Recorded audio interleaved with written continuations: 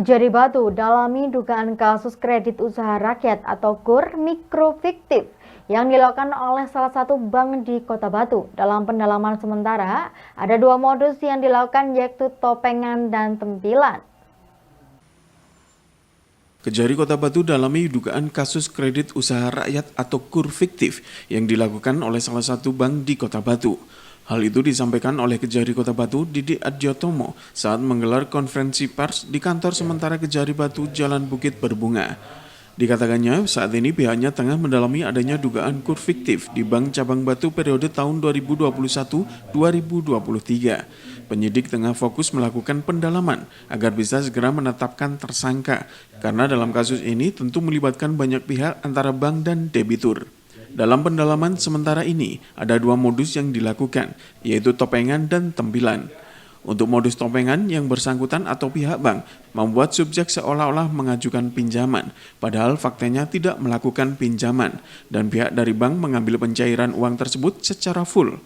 Kemudian untuk modus tempilan, pihak bank mencari subjek yang seolah-olah membutuhkan pinjaman, namun pencairannya tidak sesuai. Modus yang dapat kami sampaikan, modus yang dilakukan adalah ada istilah topengan dan tempilan. Topengan ini yang bersangkutan mengajukan atau membuat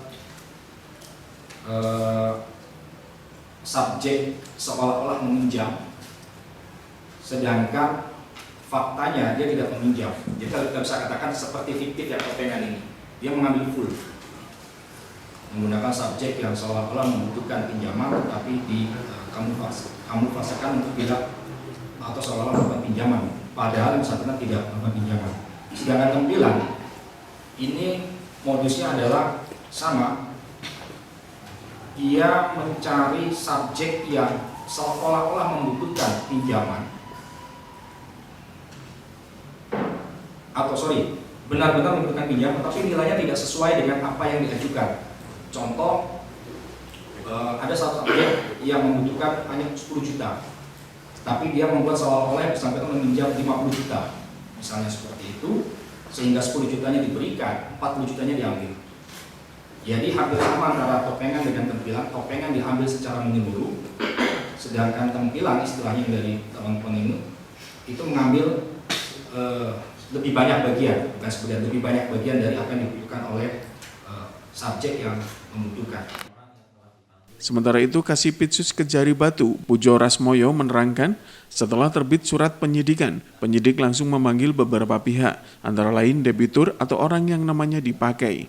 Lalu untuk kerugian uang negara yang disebabkan dalam dugaan kasus ini, pihaknya tengah menunggu hasil perhitungan dari ahli perbankan, merujuk dari barang bukti yang sudah diambil, antara lain bukti print out pencairan dan keterangan para saksi. Jadi ketika mereka butuh 20 juta, tapi diajukannya 50 juta, mereka ini akan dibebani dari yang 20 juta ini aja. 20 ini aja. Sementara yang 30 ini dipergunakan lain. Ini yang nanti yang tadi kaitannya sama yang pertanyaan pertama tadi. Siapa sih yang harus mempertanggungjawabkan yang ini? Yang sisanya, nah ini nanti akan kami dalami lagi. Kemudian nominal ini sebetulnya bukan suatu penipuan ya, karena di sini deliknya ini delik penipuan sendiri ini kan lebih masuk kepada pidana umum yang diatur di KUHP. Sementara ini kita berangkat dari undang-undang tindak pidana korupsi. Jadi di sini modusnya sendiri para debitur itu dikasih tahu mereka cuma pinjam 20 juta, tapi ini akan diajukan lebih daripada itu. Mereka itu tahu. Jadi karena itu tadi dibilang namanya tampilan atau minjam nama itu. Jadi di sini untuk nominalnya rata-rata kebanyakan di angka 50 juta yang diajukan ke bank. Tapi yang disalurkan itu tadi, ketika dia fiktif tidak disalurkan sama sekali. Ketika dia tampilan itu sesuai dengan yang diajukan. Misalnya 10 juta ya dikasih 10 juta, nah 40 jutanya disisihkan. Misalnya 20 juta yang diberikan, 30 jutanya disisihkan. Iwan Hikmawan melaporkan.